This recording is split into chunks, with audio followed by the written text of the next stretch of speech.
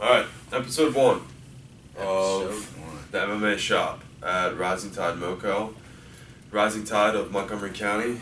If anyone doesn't know, let's run through some history of Rising Tide. So, Rising Tide was started by Mike Stewart and Jordan Stewart, the Stewart brothers from Carroll County, Maryland, Westminster, Maryland. And, yeah. Can you run and find that? And then I'll keep telling the story.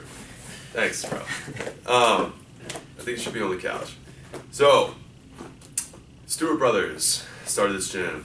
And it used to be called Helsing Gracie Academy. I'm sure they probably called it some other name before that. But when I started with them, it was Helsing Gracie Academy. And, thanks, brother. And basically, it was, so I started with them in 2019, and I'd done Jiu Jitsu and MMA before then a little bit, just like messing around in other gyms and stuff like that. And then around 2019, that gym was popping in Finksburg, and Mike had started one in Clarksburg before, in Columbia, and then COVID hit, and that gym got kind of split up. And Liam Pinero, who is my MMA coach and our coach, and he moved down here. He's from Tacoma Park, and he started training with Kaizen MMA.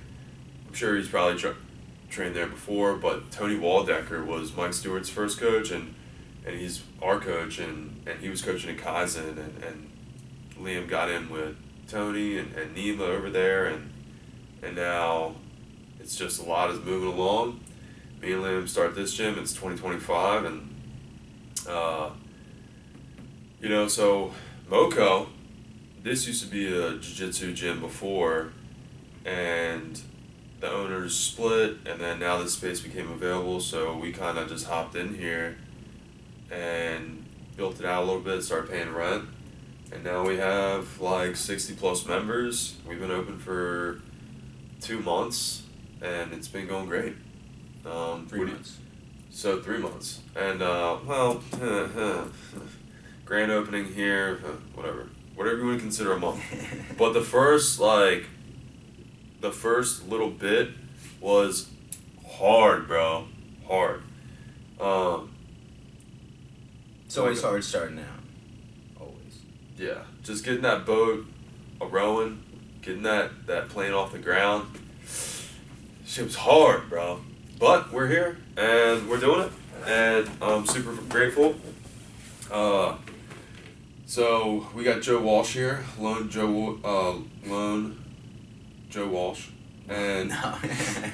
But ironically, this gym that we're in right now is the gym where Dallas and I met about 2 years ago, maybe 2.5 years ago.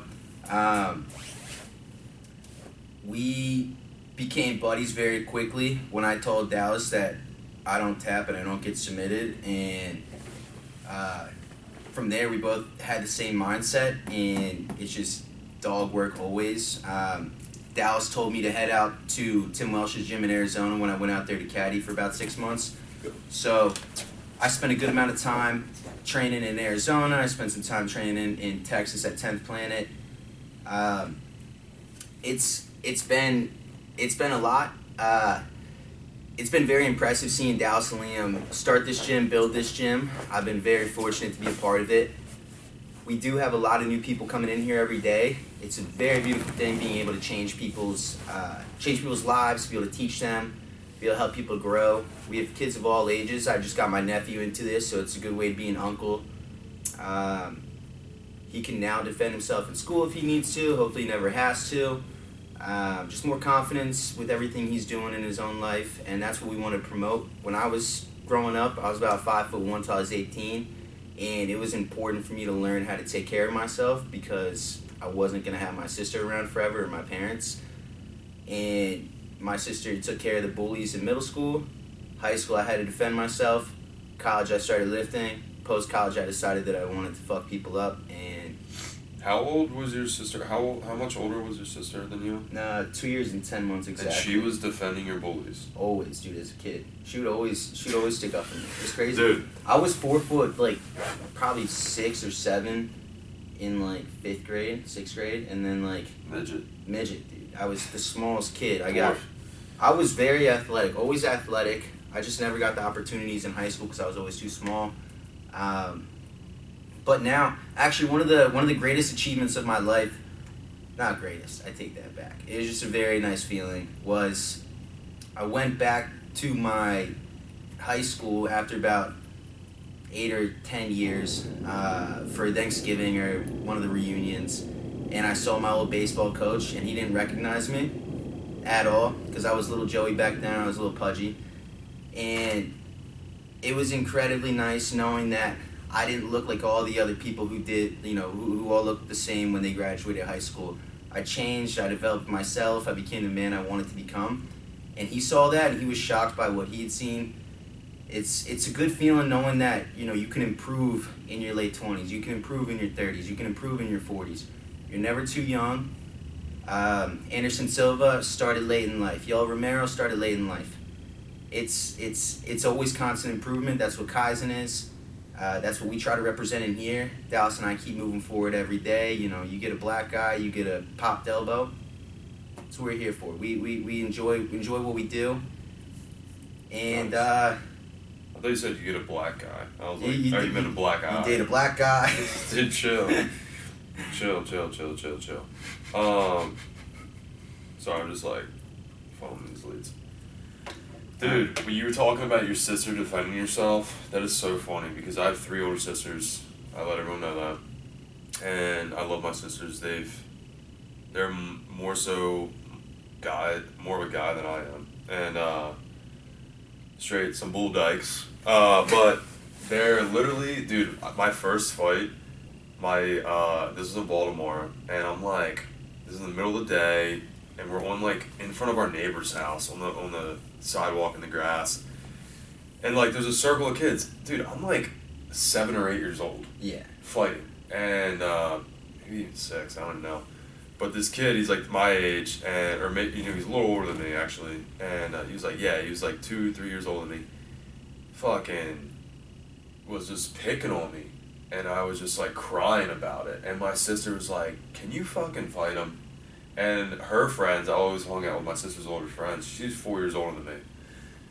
She was like, "Yeah, you gotta fight this kid." And I was beating him up, and out of nowhere, my fucking sister Emily just curb stomps this kid in the face, and I was like, "Can you stop? I'm winning the fight. like we're not trying to kill this guy." And she's like 4 years older. I was never allowed to fight as a kid. Yeah. Nobody ever let me fight. And John, let's go, John. Come on in here, brother. Dude, you're taking the seat. Let's go. You're sitting down. how's it going, John? All right, we got Coach John Gilbert here. How's it going, brother? Join the panel, John. We got 5 minutes before class. We'll wrap this up. All right, John. This is Coach John Gilbert, and I'll save it. John, tell him about yourself, bro. I am a 2nd degree black belt under Halson. I've been training since 06, so a while, long time. Probably should have spent that time to try to become a doctor or something. I don't know what I was thinking. So yeah, that's pretty much it for me, man.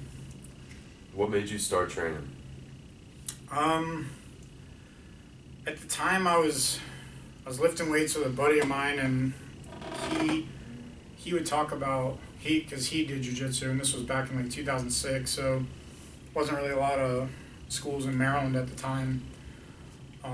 He would talk about it a lot, and we would just get to talking while lifting weights and stuff, and he kind of pulled me into it, and I started going with him back then, and then I kind of got hooked on it, and I just kept training since. I just never really stopped. So.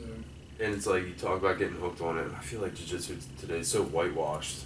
Like there's so much of it now, but like back then it was kind of like, dude. It was like in basements and like garages and stuff. Like there was. It's like black magic. Like you're doing stuff that people have never really seen before. It was. I think at the time, I mean, it's not that there weren't any schools in the area, but they weren't nearly as many as there are now. Like we would have killed to have a place like this to train. Like we were training out in the grass and stuff to just find time to get rounds in and stuff. I mean, doesn't that say a lot about your commitment to where you're at now? A lot of people get blessed with having these nice facilities and take it for granted. You started in basements. You started like even our old coach started on grass fields and built his own. I mean, it's just. Yeah. I think it's impressive. I think we wanted to do it. Like we were into it. So and then, it was like, how about the techniques? Because like, there's so many techniques now, and now you have AI. What was like when you learn a move, or just like kind of bring me back? Some people like, use AI to teach. Yeah, but like I wanna know what it was like when like it's like discovering gold on the jiu-jitsu and. Yeah, there weren't as many resources. That's for sure. Like BJJ Fanatics wasn't a thing. But the techniques, like there's so many advanced techniques now, like. What was it like to like? What was a technique that you were shocked by, but like now people look at and they're like, "Dude, everyone knows that." I mean, it was a little like when we were, especially when I had first started and we were really training. Me and a couple of friends, it was all a lot more like fight based. It was definitely more centered around that with like an actual fight, like punches and takedowns and stuff. So it was more MMA kind of stuff. And that's how we trained for like, a year or two. Like when I first started, we were putting gloves on. Like almost all of our sessions were, I mean, they were probably a little too hard, honestly, but almost all of our sessions were like that. They weren't like, a lot of time we weren't just grappling. Like we were, Dude, that's crazy because like beating each other up. Yeah, when I started training with Jordan and Mike, they would get on top, bop, hit me with a palm. And I loved that. And then I come down here and it's sporty jiu-jitsu, it's whitewashed. Everyone's wearing a gi. I mean, still with the gi you could do that, but like no one's open palm striking people. Yeah, and I mean I don't want to get into this whole like MMA versus sports jiu-jitsu, whatever. Yeah. Like do whatever. It's like it's all good, but and I like doing the sports stuff too. It's fun. Like it's really ultimately that's why I still do it is because I find it fun. So do what works for you. But with that said, like you should get acid tested here and there and like see how you react to getting hit because at the end of the day, I mean, if you purport to be a self-defense art, well then you should be able to defend against strikes. So that's kind of the way I look at it. But. What was like a taboo move back in the day, like leg locks, knee bars? Like what? I don't know, man, because actually it's funny that you mentioned that because when in the very first competition I ever entered, and this would have been back in like 2007, I was still a white belt, whatever. The very first submission I went for was a straight ankle lock. I failed, but that's the very first one I went for in a competition. I think I got that in my second match in my first competition. Yeah, so I never had any sort of like where funny. I trained. It was so never funny. Like it was never, it was I don't remember a whole lot of kind of tap. Like we kind of did pretty much everything. Like I don't really remember.